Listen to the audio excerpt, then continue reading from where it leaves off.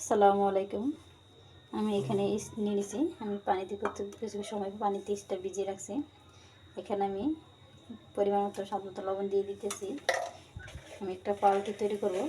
এখানে যে যার স্বাদ মতন চিনি ব্যবহার করবেন, মিঠা দেবেন। আমি আমার স্বাদ মতো মিঠা দিতেছি। এটা ভালো মতন আমি এখন মিক্সার করে নিব। আমি 3 চামচ পরিমাণ দিয়েছি। এখানে আমি একটা ডিম দিয়ে দিয়েছি। এখানে মিক্সার করে নিতেছি। এলাচের গুঁড়ো দিয়ে দিলাম, যেহেতু এখানে ডিম দিছি গন্ধটার জন্য এলাচের গুঁড়ো দিয়ে দিলাম। এখানে পরিমাণ মতো আমি তেল দিয়ে দিতেছি। এটা সুন্দর করে মিক্সার করে নিব একটু হালকাভাবে। আমি 1 কাপ আটা দিয়ে দিতেছি। এটা অল্প অল্প হাতে সুন্দর করে এখন মিক্সার করে নেব। অল্প দিবার অল্প করে মিক্সার করবো। বৃষ্টি ছিল, কত সুন্দর ফুলে গেছিলো। আমি এটা আপনাদের দেখানো হয়নি, আমি যে একটু তাড়াহুড়া করতেছি, এই জন্য আমি সুন্দর রকম আবার একটু ভালো করে আলতো করে হাতে একটু ডলে নিলাম। আমি সুন্দর করে এটা ধারা আমি এটা কেটে নিতেছি। মানে ওইভাবে কাটবো না, হালকা একটু ডাবান দিয়ে দিতেছি একটা ডিজাইনের জন্য, যেন এটা এভাবে গিয়ে হয়। আমি এটার মধ্যে দিয়ে দিলাম সুন্দর করে ছিটিয়ে, তেল দিয়ে দিলাম, এটা সাদা তেল। এটা এখন চুলে দিয়ে দিব, যেহেতু আমি চুলার হাঁড়িটা আগে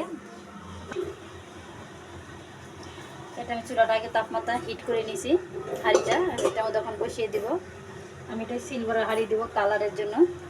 এটা আমি 25 মিনিট এখন বেক করব নর্মাল তাপমাত্রায় রেখে। দেখেন আমার হয়ে গেছে। আমি চুলা থেকে এটা ব্রেক করে নিতেছি, নামিয়ে নিতেছি, যেহেতু আমি চুলাটা আগে অফ করে রাখছিলাম। দেখেন আমার রুটিটা কত সুন্দর হয়েছে। এমনিতে দেখেন কত স্পঞ্জ হয়েছে। আসলে আমার একটু দেরি হয়েছিল, অন্য একটা কাজ করতেছিলাম, এই জন্য আমার এটা একটু কুকার একটু হালকা পোড়া লেগে গেছিলো। নাহলে এমনিতে খুব সুন্দর হয়েছে রুটিটা। দেখেন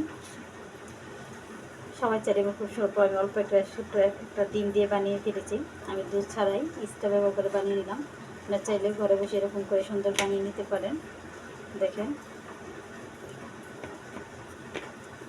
আর যেখান থেকে বসে দেখতেছেন সবাই সাবস্ক্রাইব করে, লাইক করে, কমেন্ট করে আমার পাশে থাকবেন। দেখেন এটা আমি সুন্দর করে কেটে নিতেছি। যেহেতু বাচ্চাদের জন্য আমি করে দিলাম, সে বাচ্চারা বায়না দিয়েছিল, এই জন্য আমি ভাবলাম যে নিজে ঘরে পুড়িয়ে দিই, এই জন্য ঘরে বানিয়ে দিলাম। দেখেন এটা কত সুন্দর হয়েছে। আপনাদের যদি